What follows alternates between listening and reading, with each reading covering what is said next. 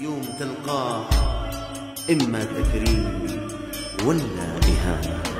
راك مسؤول أمام الله، راك مسؤول وهذه أمانة.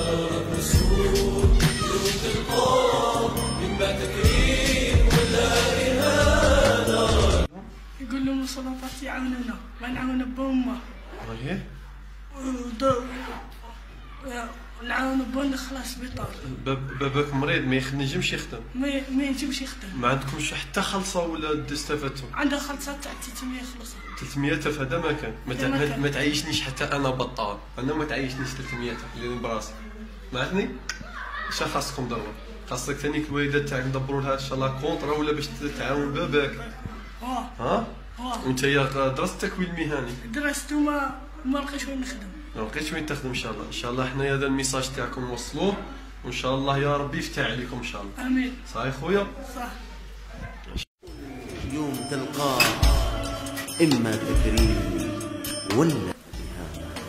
راك مسؤول أمام الله، راك مسؤول وهذه أمانة. راك مسؤول يوم تلقاه إما. أنا نطلب السلطات كونطرا تاع شبكة باش نخدم على وليداتي. هذا حق. كشنا دروك الزوج تاعك الزوج مريض قاعد في الفراش، وانا كنعاوني رئيس الجمعيه الله يخلف عليه محمد العياش. رئيس الجمعيه كان يجيب لي ناكل ونشرب انا وليداتي كسينين والحمد لله. ثاني والله غالي. صح معليش. هذا نطلب السلطات تتعاون. ما عندكم حتى خلصه في كاش هذا حاجه؟ راني درت لها 300 مسكين يخلصها شهر. 300 ما عندها ما ندير 300. ايوا هذا نطلب السلطات. انا عندي وليدات ما لقيتش الغالبي. انا هذا الميساج تاعك غادي نوصله للمدير تاع لاضاس. انت عمرك ما استفدتي من لاضاس. الزوج تاعك عمره ما استفد.